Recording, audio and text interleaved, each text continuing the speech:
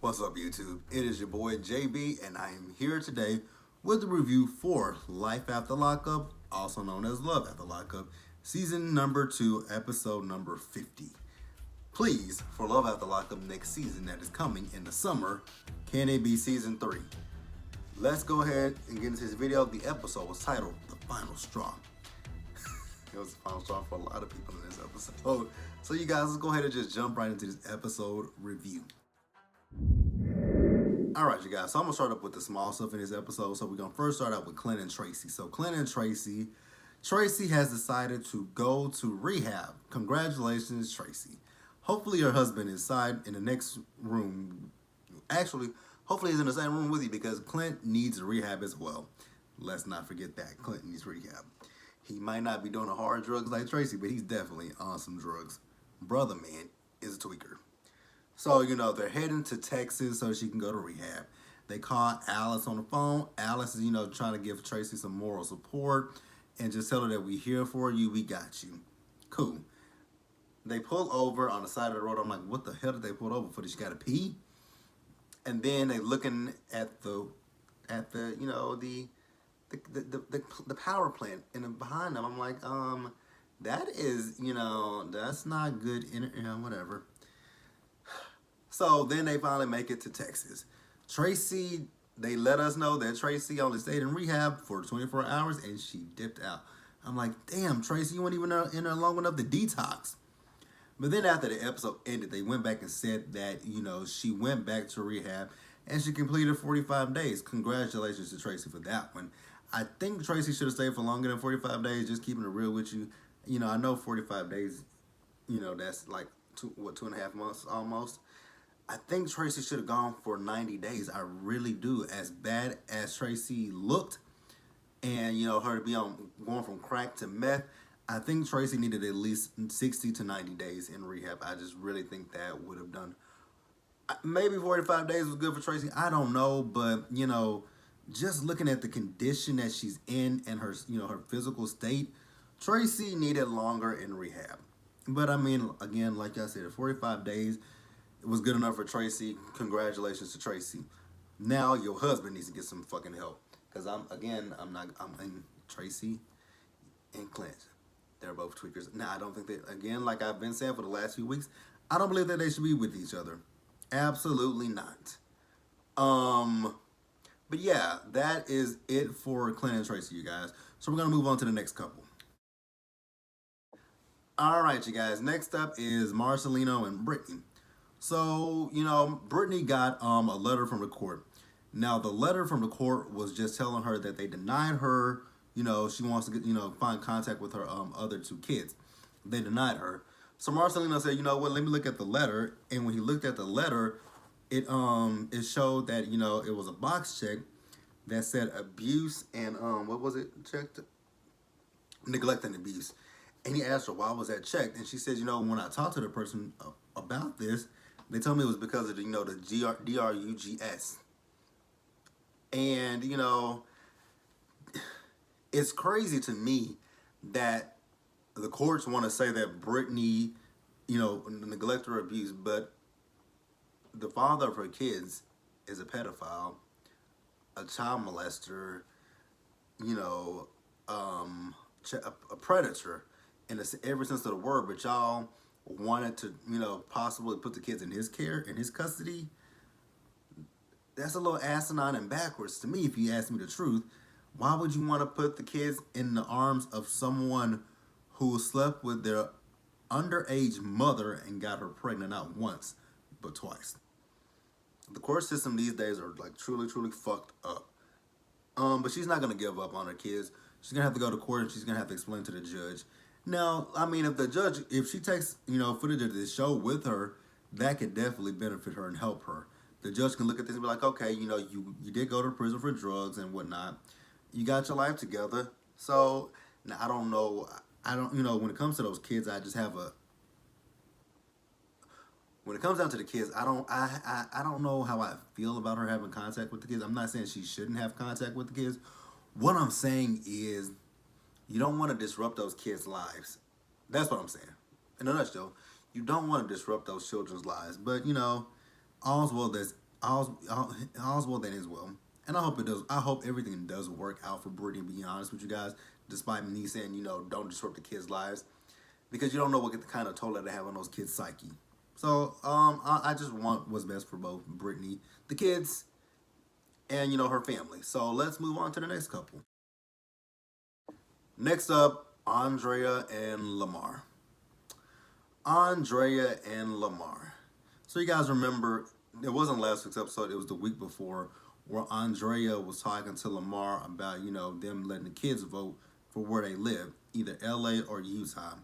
I know Andrea is hopeful that these kids are going to say Utah. But they're kids. And they might want, they probably been in Utah for their whole lives, and they're like, hey, why not go to California? So, they tell the kids, hey, you guys will be the deciding vote on where, you and where we all live as a family. And the kids were like, but we did that before, and they did that when they were in LA. I don't remember if they chose LA. So now what they're gonna do is a secret vote, and they'll write their name, they'll write whatever they say, Utah, LA, put it in a hat. Andrea will pull it, she'll read it. Now here's the thing that Andrea got me with. She annoyed me because she's talking about the fact that she doesn't want to go to California because of the gang violence. I'm pretty sure she's not talking about the gang violence, gangs, the drug, crackheads, the prostitutes. I'm like, take a look at Clint and Tracy. Meth and crack is everywhere in this world, so you're not really, there's nowhere you can't go nowhere and not get crack and meth. So what the fuck you talking about? And then the fact that she's talking about she has a teenage son, and the police, pulling black men over. Andrea, you sound about stupid as fuck. That happens everywhere. It's happened here in Texas, in Dallas, in McKinney. Did you not see that young girl that got, drugged by the cops at that pool party? Did you not see that? Let me think of some other cases. Sandra Bland, the likes of, that didn't happen in a lot of that stuff did not happen in LA. What is his name? Oh God, the one that was at the gas station, and he was selling the CDs. I can't even think of his name right now. But there's a lot of cases where the cops have done stuff to young black men and even young black women, and it's not in LA. It's Texas. It is like look at Trayvon Martin. That stuff, like it just doesn't happen in LA. So Andrea's thinking is so stupid and closed-minded, and I'm so glad that those kids have common sense outside of a dumbass mama, because Andrea makes no sense whatsoever. Like no sense. But at the end of it, she pulled out the votes. It was 2 votes for Utah, 3 votes for LA. They moving into LA. So, and then she starts crying. I'm like, okay, I get it. I get it. You're afraid. You don't. There are nice spots. There are nice places in LA that you could live. You don't have to live in Compton. You don't have to live in Inglewood. Yeah, I don't know too much about LA. I have my family. They live on the outskirts of the Bay Area. They're not exactly in the Bay Area. I can't think of where they are. It's saying something, and I can't think of the name of that city that they're in. God dang, I can't ever think of the name of that city. But there are plenty of places you can go that you don't have to be in the hood. LA, like I said, Compton, Inglewood, Crenshaw, you don't have to be in those places. Andrea's insufferable. I don't know what Lamar must love a crazy ass woman. That's what it is. Let's move on, you guys. Alright, so next up is Lacey, Shane, and John. So you guys, this episode, it picks up where the last one left off with Lacey, Shane, and John. So you guys remember that, Lacey and Shane were arguing because she was putting him out of the house. And you guys also remember that John, when Shane walked outside, John walked up on him. So this week's episode, Shane, he decided to go back in the house, and John followed in behind him. And he's like, why do you keep walking in the house? Like, what are you running from? Well, John, I really don't think that Shane was running from you per se. It does look that way, but I think Shane was being smart about the situation, and like not trying to fight you because you guys are like, what? You're on parole from prison, so if the cops were to get called, and these are Lacey's words, if the cops were to get called, they would both go to jail, and she wouldn't have either one of them, which you're absolutely 100% correct, Lacey. You would not have either Jean nor Shane. So, Jean is just egging Shane on at this point, and I'm just like, oh my god, why are you guys fighting over this blonde bimbo? Because, she is, I mean, look at her. Look at her butt. It's so fake. Like, her whole body is literally fake. And I just don't understand what these two are literally fighting over her for. Because it makes absolutely no sense to me. Like, why are Shane and Jean fighting over her? Guys, literally, think about it. Jean, you were engaged to her. You were in prison. She met Shane on a prison website. And, she didn't tell you about it until maybe, just before you got released from prison. And Shane, she didn't tell you about Jean until after you were released from prison. And so, yeah.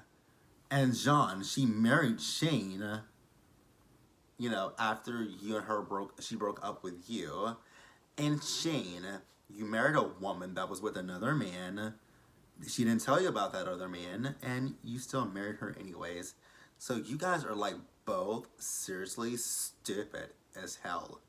Like literally dumb as hell. Like you guys are fighting over Lacey. Oh my god. I just don't get why you guys are fighting over Lacey. And then Jean, you're like really stupid because you told her to take off Shane's ring. So she took off Shane's ring, and then you're thinking about, asking her to marry you again. You got to be dumb as hell to do that. Because again, she did what to you? You proposed to her. She cheated on you when you were in prison with another guy who was in prison. She went and picked up that guy from prison. She married that guy, and she broke your heart. And you still want to marry her? Why? I don't understand that. Like, I literally don't understand it. It's retarded as hell. Very stupid. Really stupid. Okay, you guys, so I'm gonna drop the Lacey accent now. Like, I just don't understand that shit. Like, make it make sense. Why would you propose to her again after she did all that shit to you? It doesn't make a lick of sense. And then, so those two were trying to fight each other. Honestly, guys, I believe that Shane would have told Jean's ass up. I'm going to keep it 100% real with you. I believe Shane would whoop his ass. But they didn't fight because producers stopped it. I really wanted to see a fight, but nothing happened. Let's move on. All right, you guys. So next up, we got Michael, Megan, Sarah, old ass Maria, and who the fuck did I miss somebody? Michael, Megan, Sarah, and old ass Maria. So shout out to my subscriber, Dominique. I think it's Dominique Graham on YouTube. So she sent me some stuff, about old ass Maria last week. I think it was last Saturday to be exact, after I posted the video. And also thank you so much for, you enjoyed my Lacey impressions. Thank you so much. So, she DM'd me on Instagram about old ass Maria's record. So in 2004, old ass Maria was arrested for petty larceny and theft. And I'm wrong with that. Then in 2005, she was arrested for trespassing on private property after warning and resisting an officer without violence. Nothing wrong with that. Then in 2007, she was arrested for prostitution. 2008, prostitution. 2009, prostitution. I'm like, damn. Ugh.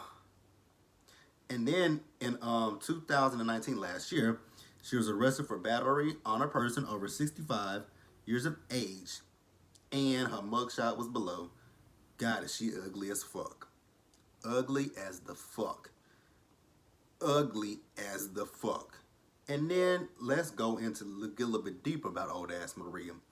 So this disgusting trick, because I'm not gonna call her the B word or the H word. I'm trying to be nice. But this disgusting ass trick posted, and then she got the nerve to have her Instagram name Pretty Maria 7. pretty weird, you ugly heifer. So it says this is something that she posted, and I would have beat the brakes off of that woman. She is such a bundle of joy.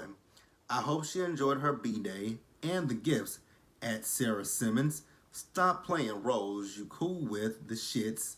Thank you for sharing. You don't deserve those girls. Hopefully they don't follow your footsteps at official. Who the hell is this? Is this Michael? I don't know. At official whoever and at Sarah Simmons. I feel bad for your fans. You're a disappointment. Hashtag life after lockup. Hashtag WeTV.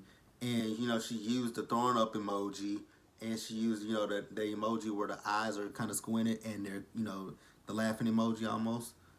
So let's just read into her real quick. Let's get into her real quick. Old ass Maria, you got your motherfucking nerve. You taking a picture with this woman's child.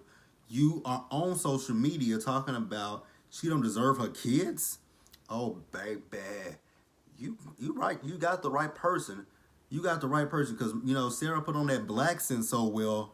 She goes in and out of that black scent, but at the end of the day, Sarah ain't about that motherfucking life. Now, if it was any other black chick out there, they would have dog watched your motherfucking ass because first of all, you're not gonna be in a bed with my goddamn child and I don't know nothing about it. Secondly, I would whoop Michael's motherfucking ass too. Like, why you got this? I'm not gonna say it.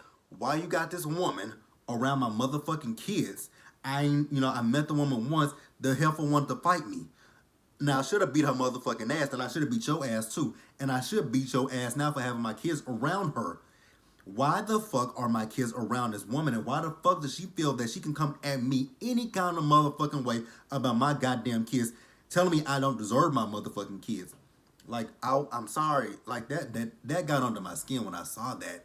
That's what, I didn't care about her. I mean, it is nasty as fuck that she's been arrested 3 times for prostitution, but that didn't bother me. What bothered me was this right here. Like, you guys see that?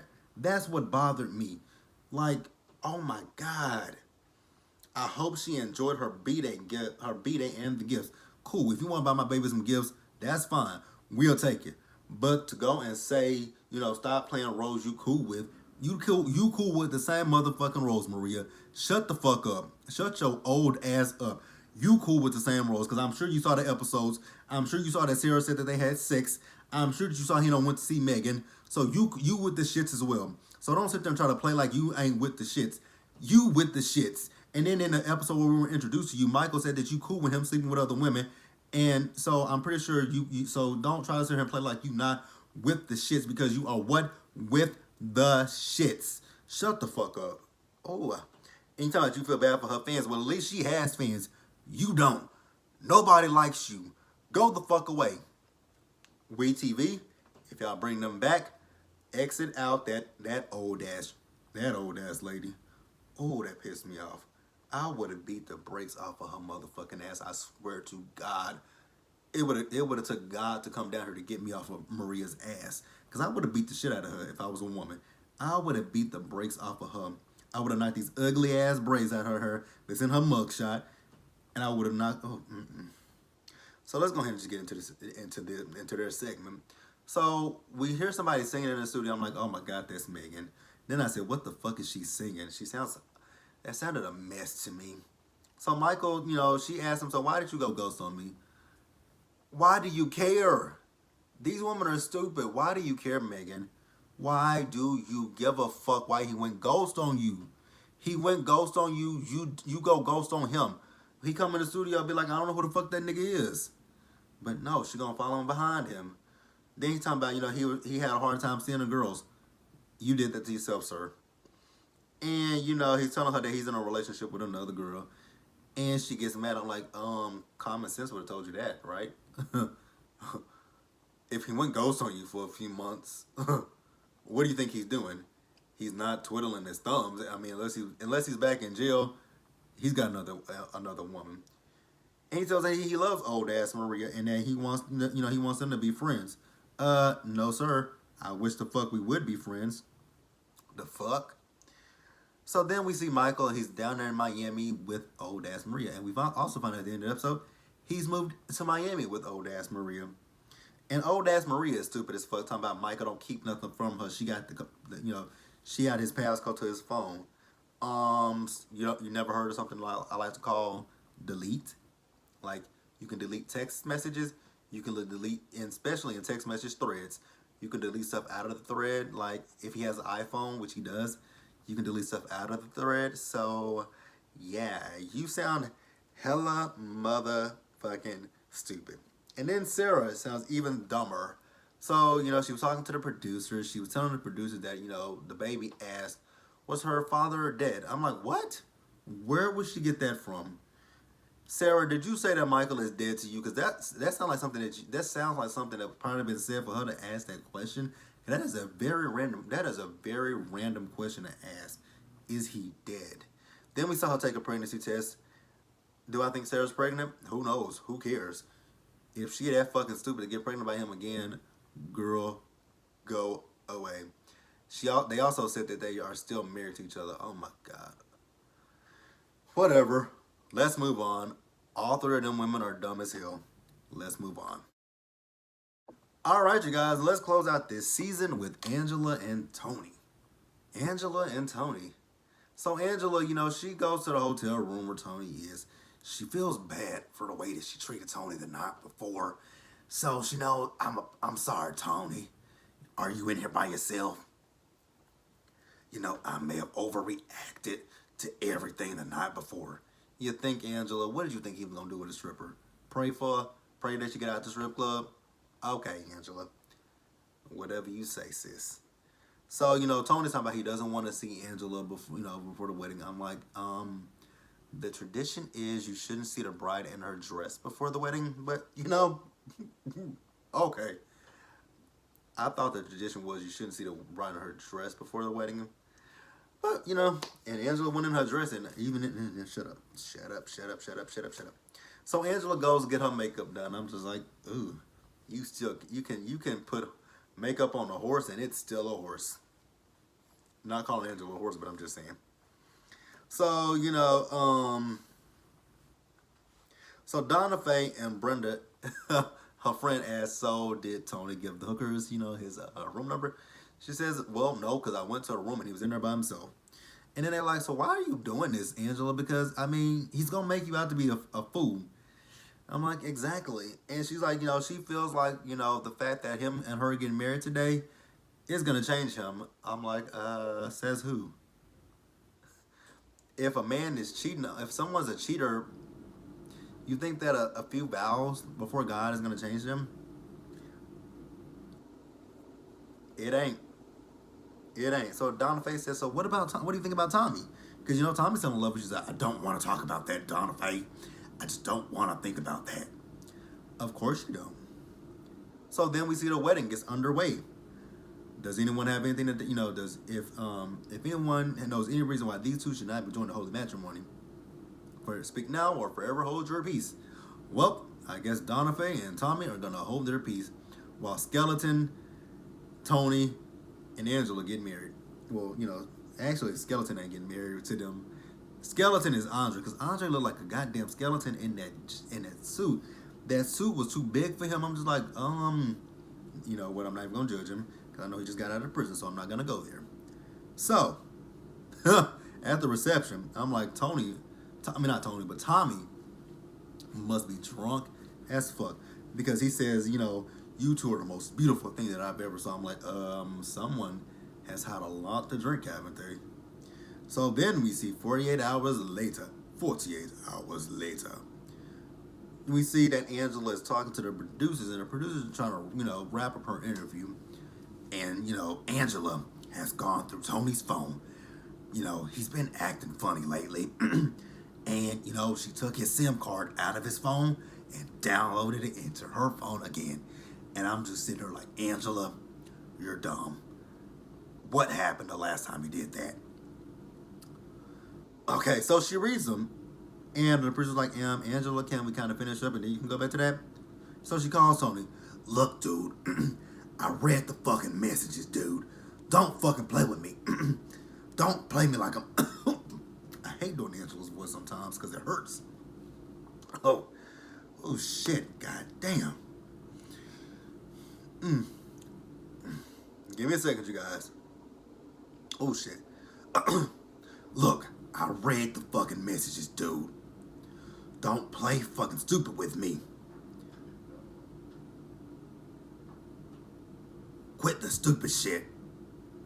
Dude, it don't matter what the fuck I do. You're fucking up. Quit fucking playing. Quit playing me like I'm some dumb bitch. You know what? Get in that goddamn truck and drive the fuck away. Right goddamn now. And I'm just like, oh, Angela's pissed.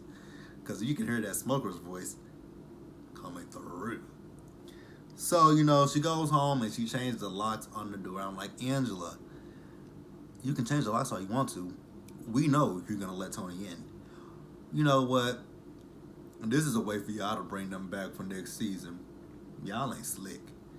All these couples had had stories that were unfinished.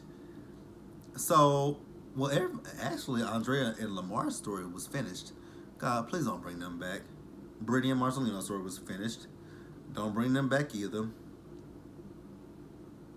And I'm not saying I don't like Andreea, Lamar, Brittany, and Marcelino. I like them, but their storylines, it's wrapped up, you guys. It's wrapped up. Even Clint, oh God, please don't bring Clint and Tracy back. Please don't. So you guys, basically that was it for this season of Life After Lockup. Like I said, you guys, we have Love After Lockup that's coming this summer. New cast. So new inmates and new love interest with the inmates. So be sure to like this video, leave your comments, subscribe to my channel, hit the bell notification button. And also the subscribe button should be somewhere right in this area, or it should be right here beside me. And also you guys can check out some of my videos, like, you know, some of the video, I'll put some videos right here that, you know, some of my Love After Lockup videos. Check them out. And I'll see you guys later.